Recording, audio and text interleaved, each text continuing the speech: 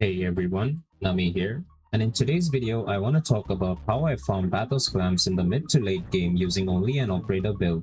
This method is pretty fun as we are talking about 15 Pathos Clamps in just 14 to 20 minutes on Steel Path. And the best part is that once you have the build set up, you basically don't even need to think about your Warframe or weapon loadouts. Now, I know operator builds can seem intimidating at first if you haven't messed with them much, but after you get this build in place, the payoff is huge. By the end of this video, you will have everything you need to know to start casually farming Pathos Clamps in Steel Path. So, let's get right into it. Before we dive into the build itself, let's talk about what you need to have completed. The Old Peace quest. If you haven't done this yet, it needs to be your top priority as this quest unlocks Tauron strikes, and Tauron strikes are what allows you to equip mods and arcanes, which are the entire foundation of this build. Without Old Peace completed, you simply cannot equip the mods that we are about to discuss. So if you're watching this and you haven't done it yet, pause the video, go complete Old Peace and then come back. It's a great quest anyways, so you're in for a treat. So, for this Pathos Clamp farming method, we are going to be doing it on the Isle Weaver mode. Isle Weaver gives you access to your full arsenal right from the get-go, which are your warframes, your weapons, and most importantly for this build, your operator's amp. In Duviri Experience and Lone Story, you're stuck with the basic Sirocco pistol and drifter abilities. When you're running Steel Path with just the Sirocco, you become completely dependent on the decree system. You need to get lucky with good damage decrees early on to defeat enemies efficiently. With Isle Weaver, you bypass this entire problem. You get access to your operator amps, which means you can bring a properly modded, optimized damage setup that doesn't rely on RNG at all. Your operator with this build is powerful enough to shred through Steel Path enemies consistently. So the strategy becomes simple. Use your Warframe to travel quickly between objectives and use your operator to obliterate everything in combat. Best of both worlds. For this build, we are going to use the Madurai Focus School. Madurai's Tauron Strike is called Thara Bow, and unlocking this is what allows you to equip Tauron Strike mods and arcanes. Each focus school has its own Tauron Strike, but for this particular build, we specifically want Madurai's Thara Bow. So let's talk about building your amp. For this build, two of the components really matter, the scaffold and the brace. The prism here is basically just because we need it to build the amp. For the scaffold, we are using the Fart scaffold, and this is the heart of your damage output. The Fart scaffold fires glaives that automatically bounces between enemies without the need for you to aim at them. You just point in the general direction of enemies and the glaives track them down and ricochets between them. The auto targeting and bouncing glaives means you don't need to aim. You can just focus on positioning and movement while the glaives handle the actual damage dealing. The bounce mechanic also means you're getting multiple target damage on every shot. Each glaive can hit multiple enemies as it bounces around, so you're getting way more value per shot compared to a single target amp. And secondly, the damage is really good. Even before we start stacking mods and arcanes, it hits hard. And once we do add up all our damage multipliers, it absolutely melts everything.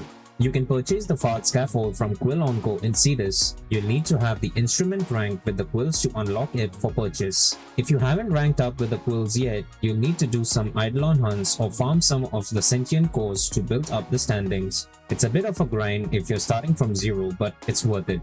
For the brace, we are going with the Certus brace as it gives you a flat 20% increase to your amp's critical chance. When you combine the Certus brace with an operator mod, which I will be talking about later, you end up with a pretty high crit chance. And critical hits aren't just a minor damage increase, they are massive damage spikes. Every crit is a significant boost to your DPS, and when you're critting on the majority of your shots, your damage output becomes absurd. This is what allows you to delete Steel Path enemies so quickly.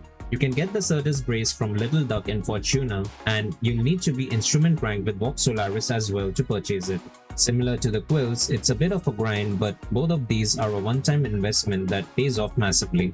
For the prism, here's where I'm going to save you some stress. For this build specifically, the prism doesn't really matter. The prism is your primary fire mode, but for Duviri farming with this setup, we're almost exclusively using the scaffold to fire. I personally use Raplac for my prism, but that's because I also use the same amp for Eidolon hunting. And Raplac is excellent for popping Eidolon shields and limbs with its high single target damage. If you're building this amp purely for Duviri farming and you don't care about Eidolons, you can literally pick just any prism that you want. Don't stress about optimizing the prism choice because it's the least important component for this setup. For the operator arcanes, this is what I use. Do note that to get the second amp slot unlocked, you do require rank 5 with the hold fast, as you would be needing to purchase an amp arcane adapter, and if that seems like a grind, might as well just drop one of the amp arcanes. It will reduce your damage a bit, but you can still make it work. I would personally drop Eternal Eradicate as I feel Critical Chance would be better, but do play around and let me know in the comments if you find Eternal Eradicate better over Onslaught.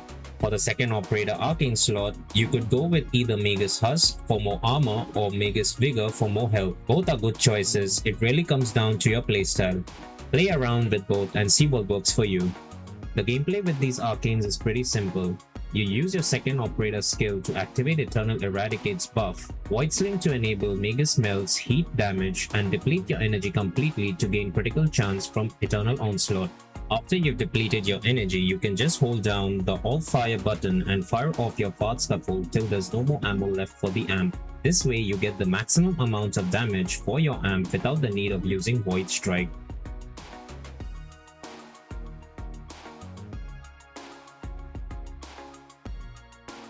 Next, I want to talk about the Madurai Tauron Strike mods that need to be equipped. These mods are what transform your amp from a basic weapon into an absolute monster that shreds through steel path enemies like paper. These 4 mods are non-negotiable. You need all 4 of them for this build to work at its full potential. First is Oak Heavy, which increases your amp critical chance. Then we have Iron Double, which gives you amp multi-shot. Vekla Sappho is a 2-in-1 mod. It gives you both amp fire rate and amp efficiency. Ubrika Nep is the final mod that you need, which increases your amp damage. These 4 mods together create the foundation of your damage output. With them, you're an unstoppable force. For your 5th mod, you have some flexibility depending on what you feel you need. Here are the 3 best options according to me. Metem Hawk gives you operator health and shields. Torrent Dash gives you operator armor, and Vic Anam gives you amp energy and energy regeneration. Honestly, you can't go wrong with any of these 3. I personally run Vic Anam because more amp energy means more shots that I can fire using my Fart Scaffold. For your Tauron Strike Arcane, I use Zid An Haras. This Arcane gives you ammo efficiency for your amp. This again helps with firing off more glaives before your amp energy depletes. So now you know exactly what you need for the build. Let's talk about how to actually get all of these components, because this is where some of you might be wondering, where do I even start?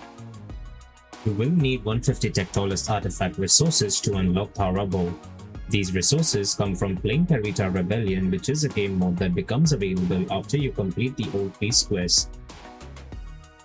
Luckily, you get 75 of these resources after completing the quest, so if you haven't unlocked any of these Tauron strikes, you will only need to farm up 75 of those resources, making your farm less grindy. Once you've farmed up 150 Tectolus resources, head to Sanctum Anatomica and talk to Mari.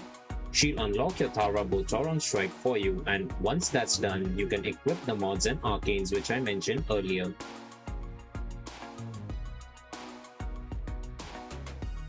While you're farming the Tectolus resources you need to unlock your Tauron strikes, you're simultaneously collecting the mods and arcanes you need for the build. You're getting everything you need from one game mode. However, if RNG is being absolutely brutal and you just cannot get that one specific mod to drop, this is where Mari's shop comes in. Mari offers a daily rotating selection of mods, arcanes, and Tauron strike resources. You purchase them using Perita resources, which you also earn from running the Perita Rebellion. If you want to speed up your farming and get this build online as fast as possible, I've got a separate guide that goes in depth on how to efficiently complete 10 to 14 orders per run in the Perita Rebellion. I'll have a link to that guide in the description below. I recommend checking it out if you want to save time with farming the resources required.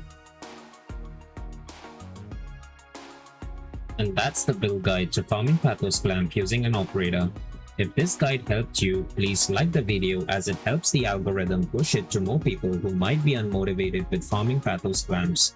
Also, if you're not subscribed yet, do hit that subscribe button and turn on notifications as I'm constantly putting out such guides. There's always something new coming and I'd love to have you along for the ride. If you have any questions, drop them in the comments below and I'll do my best to answer each one of them.